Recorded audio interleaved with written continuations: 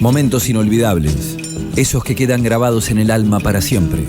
En Cazadores de Utopías, la entrevista de la semana. De los pueblos. Cazadores de Utopías. A las 11:10 de la mañana tenemos que saludar a la gente de La Paz y de Santa Elena que estuvimos la semana pasada por allí. Muchísimos oyentes de Cazadores de Utopías a través de internet, obviamente, así que felicitaciones a todos ellos y muchísimas gracias por acompañarnos cada sábado. Estábamos en comunicación con Ernesto Jaureche. Ernesto, te saludamos Micaela, Sabrina y Juan Pablo. ¿Cómo estás? Ernesto, se cortó parece. Vamos a volver a intentar comunicarnos nuevamente con Ernesto Jaureche, que hoy estamos bastante atravesados con las comunicaciones. Se nos cortan. Bueno, esta semana fue una semana de cortes de comunicaciones con lo que pasó en WhatsApp, Instagram y Facebook. Estábamos todos desesperados, lo que no podíamos mandar audio, cuando lo loco es que mandar el audio es lo más parecido a llamarse por teléfono. Exactamente, pero sí. Algo que existe hace muchos años. Digamos, es como un monólogo que hacemos desde aquí, decir, por favor, audios de 1 minuto. Ahí retomamos la comunicación, Ernesto. Buenos días, Micaela, Sabrina y Juan Pablo. ¿Cómo estás? Ernesto. Hola, ¿nos escuchás? Hola. Ernesto. Aquí estamos. Hola, ahora sí, por fin.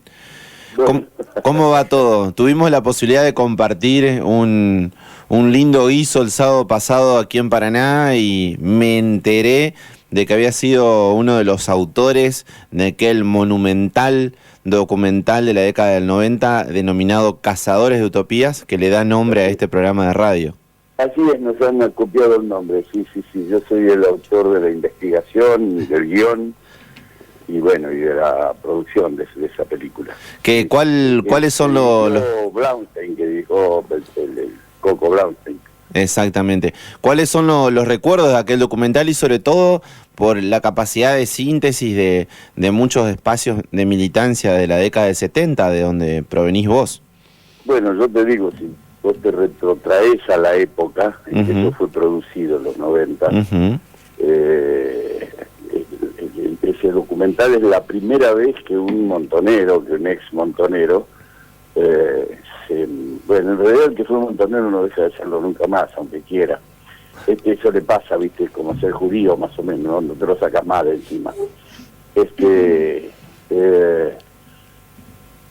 Como ser peronista también, viste, vos sos peronista, chao, no tenés arreglo. Eso le pasaba a los pero no lo podían decir. Todavía estaban pendientes del miedo.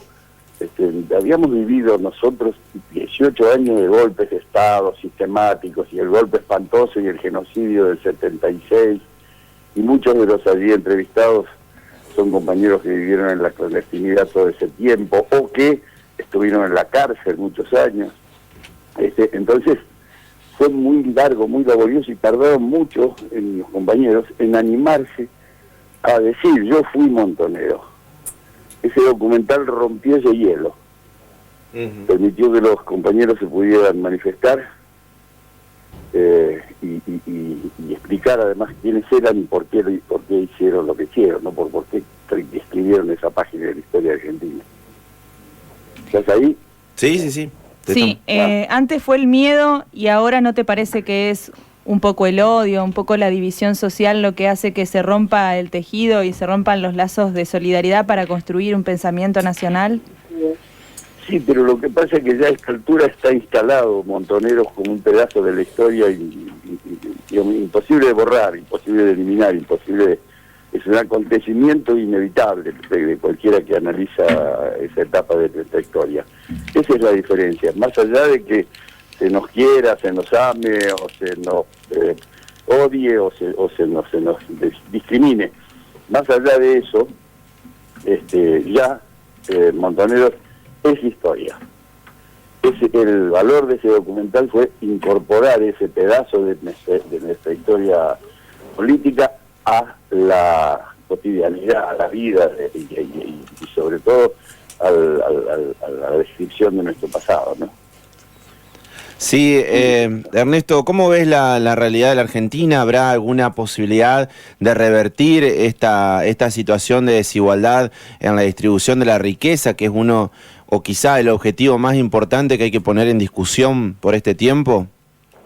Es seguro que sí, lo que no sé es cuándo, porque de algún modo seguimos transitando un proceso muy largo que viene desde 1810, de sucesivos pasos adelante y pasos atrás. Digamos, la Argentina da 3 pasos adelante y después da 2 pasos atrás, y así sucesivamente, y cada gobierno nacional y popular instala nuevos valores, nuevos paradigmas, nuevas instancias organizativas, nuevos desarrollos económicos, políticos, sociales, éticos, y después viene un golpe de Estado en otra época, bueno, y esta es una etapa de retroceso, pero yo no tengo duda de que vamos a volver, lo que no sé es cuándo. Quería preguntarte cómo ves esta situación de la gente solidarizándose y el ataque que se hizo públicamente a Juan Carr. Fue muy fuerte, una de las personas que está ocupando el lugar de un Estado ausente, militantes no quizá comparable con los montoneros, pero militantes que ahora están asumiendo un rol de compromiso social y estando donde no está el Estado, ¿no? Sí, son digamos, lo mismo que fueron los montoneros en su momento, ¿no? Son en todos casos esa corriente histórica que atraviesa toda nuestra vida institucional desde siempre. Yo tengo por ellos el mayor de los respetos, y creo que el hecho de que los ataquen y todo más los valoriza, digamos, los identifica, les da la identidad que merecen tener y que deben tener para ser reconocidos por la gente, y que la gente además repudie el acto ofensivo, digamos, ¿no? Son expresiones de una Argentina que Juan Carr, toda esta corriente de solidaridad con los desposeídos, con los desocupados, con la gente en situación de calle, con los desahuciados por el sistema, todo este movimiento de solidaridad forma parte de un movimiento social que te encarnará más tarde o más temprano a través de las organizaciones libres del pueblo en la política argentina, y representará a partir de eso el actor social que va a volver atrás este proceso espantoso de retroceso que empezó en el 2015, ¿no? Pero bueno, este es un proceso histórico. Nosotros tardamos 18 años en llegar. No se olviden que nosotros empezamos, yo por lo menos, que pertenezco a la primera resistencia, empezamos a militar en 1955.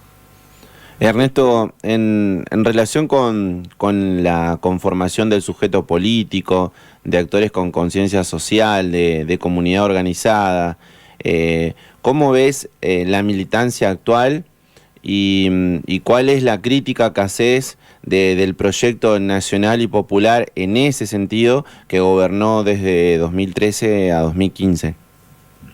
Bueno, en principio creo que la militancia está muy desarticulada, ¿no? Que es todavía incipiente su nivel de organización y de solidaridad entre los grupos.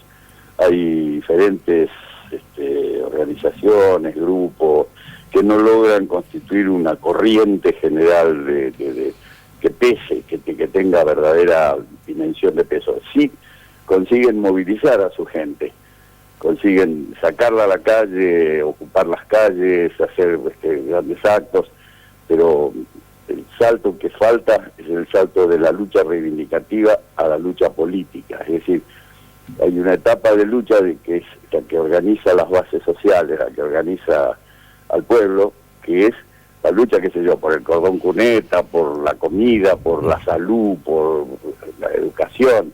Esa es una etapa de la lucha. Llega un momento en que esa lucha demuestra que lo que hay que hacer es cambiar el sistema, que no alcanza con conseguir ventajas en el plano municipal, que es necesario empezar a trabajar para combatir a un sistema perverso.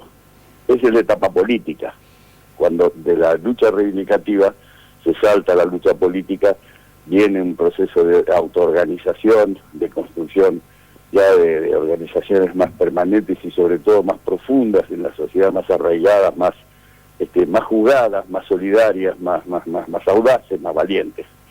Es una etapa posterior y superior de la política, de la organización popular, la que pasa de la lucha reivindicativa de las organizaciones libres del pueblo, por ejemplo, a la lucha política propiamente dicha en un partido, con un programa, con un proyecto, con una forma organizativa concreta, con líderes, caudillos, jefes y estructuras políticas sólidas, consolidadas. Y estamos todavía en la etapa primitiva, creo, de esto. ¿Y cómo ves la militancia feminista, la militancia de la mujer en este marco, que quizá es el movimiento que más se está viendo, visibilizando en las calles? Bueno, esa es una inevitable presencia que, bueno, las mujeres son la mitad de los argentinos.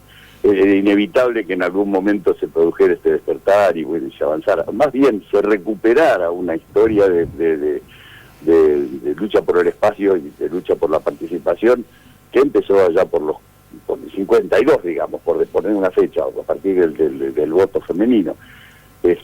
Lo que me parece sí es que en momentos en que la lucha fue frontal y donde claramente esta no es una lucha ideológica, no es una lucha entre los argentinos para ver qué país construimos, sino que estamos en el concepto de patria o colonia. Estamos no frente a un adversario político, sino a un enemigo político. Esto es el intento de construir una nación y el intento de construir una colonia. Esto nos retrotrae al pasado. Cuando la lucha tiene esta dimensión, todas las parcialidades, todas las luchas de sector dividen el campo popular. Ernesto, dividen verticalmente, ese es el problema. Ernesto, Micaela. Cuando la batalla es claramente horizontal, es los de abajo contra los de arriba. No sé si me explico. Ernesto, sí, claramente te explicás. Micaela te saluda. Lo que te quería preguntar con esto es, ¿qué tenés para decirle a toda esa juventud que muchas veces sale a la calle con esa bandera feminista? Y para vos, como militante político y toda la lucha que has pasado a lo largo de toda tu vida y las transiciones políticas y de las peores barbaries de este país, como fueron el golpe de Estado, ¿qué tenés para decirle a esa juventud que hoy sale a la calle y que muchas veces no se da cuenta de lo que está logrando al salir a la calle? Es lo que te decía, ¿no? Que no se confundan, que no confundan que la lucha por la soberanía, por la independencia, por la justicia social, contiene naturalmente la lucha por las libertades individuales, pero que la lucha parcial por las libertades individuales divide el campo popular en el momento en que es necesario poner a la cabeza una sociedad unida, un pueblo unido, una argentinidad unida, contra los enemigos de la Argentina. Ya no son los enemigos de clase, son los enemigos de la nación. Ahí ya no caben diferenciaciones ni de clase, ni de sexo, ni de género, ni de nada. Ahí es una unidad que exige de poner circunstancialmente reivindicaciones parciales para sumarse a la lucha del conjunto. Ernesto, ¿ves en la fórmula de los Fernández la posibilidad de reconstruir esta Argentina que va a quedar totalmente en llamas? ¿Y cuáles serían los grandes desafíos a desarrollar en esta nueva etapa que no se pudieron cumplir en el proyecto político que culminó en 2015? Bueno, lo primero que hay que tener en cuenta es mirar esta situación de hoy en el contexto de un proceso que empieza en el 55. Desde el 55 en adelante se desata la reacción oligárquica, la reacción reaccionaria en todos los planos contra los avances y las conquistas del pueblo trabajador. Golpes de Estado, gobierno fraudulento, proscripciones, fusilamientos, y la última etapa atroz, el aniquilamiento de los sectores más progresistas y más formados de esa sociedad, ¿no? Es decir, descremaron a la sociedad. No son solo 30.000 desaparecidos, también son 200.000 exiliados que no volvieron nunca. Esta última etapa es la que funda esta posibilidad que ocurre hoy. Digamos, el gobierno de Cambiemos es hijo de esa etapa, es hijo de esa última etapa. No hubieran llegado al poder si estuvieran los militantes asesinados durante la última dictadura militar. No hubieran llegado. Bueno, esta es la victoria del enemigo. Hasta ahora hay que recomponer esa capa dirigente que desde el primer día de la caída de Perón vino construyendo primero la primera resistencia, después la segunda resistencia, después la ofensiva, después la vuelta de Perón, después la organización obrera hasta el punto de llegar a lo que fue el Rodrigazo, donde las masas obreras salieron conducidas por sus comisiones internas, ya no por sus sindicatos traidores, sino por sus propias comisiones internas. Estas experiencias, por ejemplo, de los planes de lucha con tomas de fábrica y puesta en práctica la producción de la fábrica, que era casi una apropiación de los medios de producción, es toda esa experiencia que recorrimos y que recuperarla. Y eso se va a recuperar probablemente con el tiempo. Este gobierno que viene va a tener una tarea primero central, que creo que será lo que se va a poder, que es administrar mejor la dependencia. Y dentro de esa mejor administración, empezar a disputarle a los agentes de la dependencia los espacios necesarios como para poder recuperar un pedazo de soberanía, un pedazo de independencia económica, un pedazo de soberanía social, e ir construyendo al mismo tiempo por leyes de la base, a partir de formación política, a partir de experiencia práctica de lucha, una base social capaz de levantarse otra vez y derribar definitivamente a la dependencia y de reinstalar la nación justa, libre y soberana, latinoamericana y feminista que todos soñamos. Ernesto, recién hacías alusión justamente a que este plan de exterminio llevado a cabo por los gobiernos de facto nos quitó una generación de militantes que hubieran sostenido el proyecto de soberanía. ¿Es necesario un proceso de trasvasamiento generacional? Y si es positiva tu respuesta, ¿cuáles te parece que son las claves?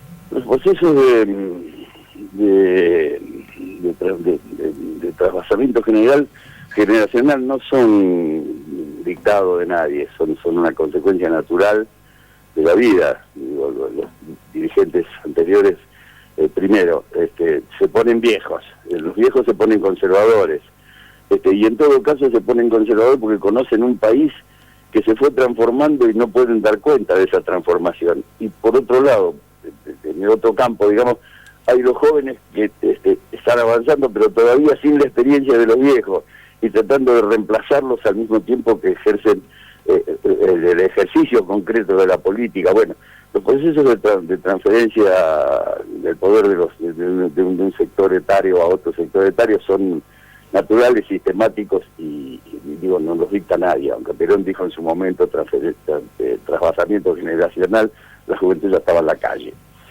cuando Perón lo dijo. Y bueno, este momento exige sin duda una renovación política por otras razones también, porque hay una direccionalidad de la política que le impide salir de lo políticamente correcto, que le impide hacer planteos ideológicos de fondo, que le impide plantear proyectos programáticos de valor histórico, de transformación profunda, pero porque estamos en una etapa donde la amplitud del campo electoral conspira contra la profundidad de todos los programas.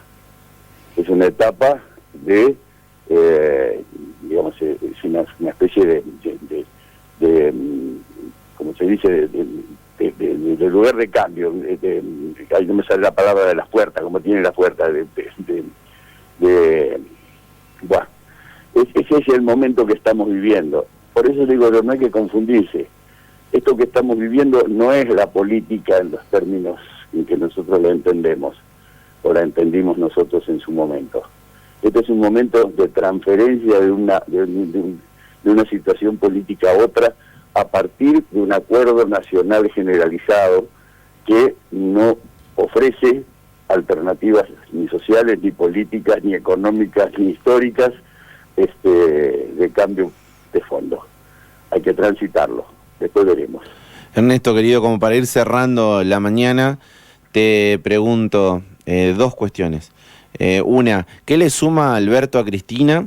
Y en esta cuestión de distribuir la riqueza y de tocar intereses de la clase dominante, ¿con esta fórmula será posible o quizás la moderación y el consenso permanente con los sectores de poder puede llegar a mantener el statu quo y que no se modifique nunca esta realidad injusta? Se va a modificar, bueno, son dos preguntas. No sé qué lo lleva a Alberto a Cristina, ni tampoco que la lleva a Cristina a Alberto. Lo que sí creo que la construcción de esa fórmula para Cristina y también para Alberto en menor medida es una especie de autocrítica respecto de lo ocurrido anteriormente, ¿no? De que a dónde llegamos, cuáles fueron nuestras disidencias que permitieron que llegaran al gobierno estos bandidos, estos descendientes de lo que se llamaba en la época de la colonia la pandilla del barranco. Estos son la pandilla del barranco, no son ni CEOs, son delincuentes, ladrones, contrabandistas, que están usando el Estado como una plataforma para sus negocios personales y de las empresas de los que representan.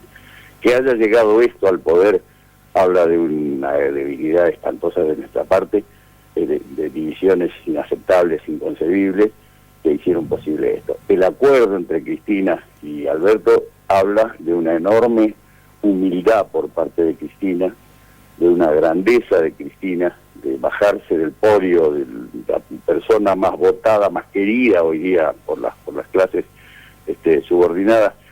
Habla realmente de un acto de generosidad enorme y además sobre todo de patriotismo, de reconocer: yo soy un obstáculo, me acorro, me aparto, concedo que tengo que renunciar y renuncia.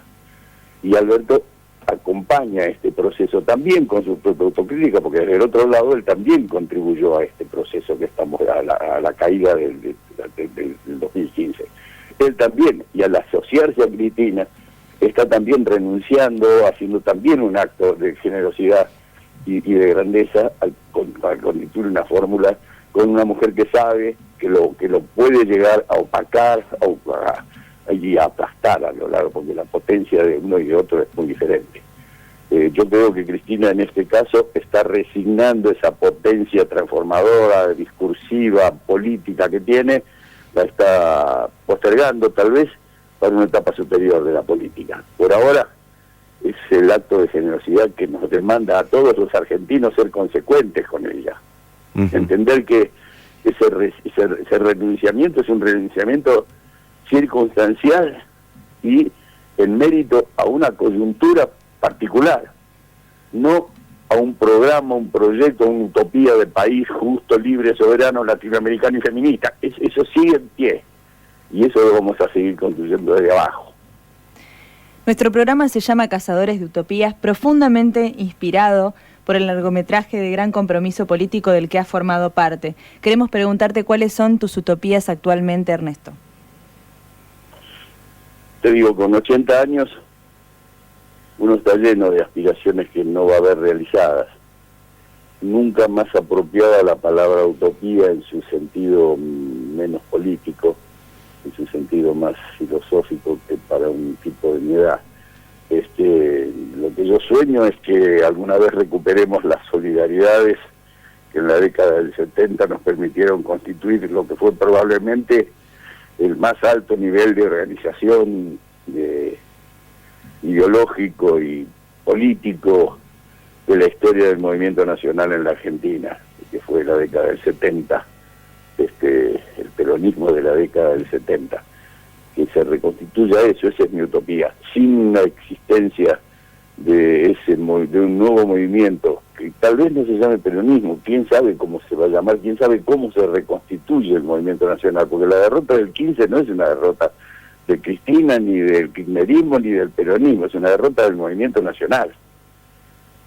cómo se reconstituye ese movimiento nacional, con peronismo adentro o sin peronismo adentro, qué sé yo qué va a pasar con los dirigentes que hoy tenemos.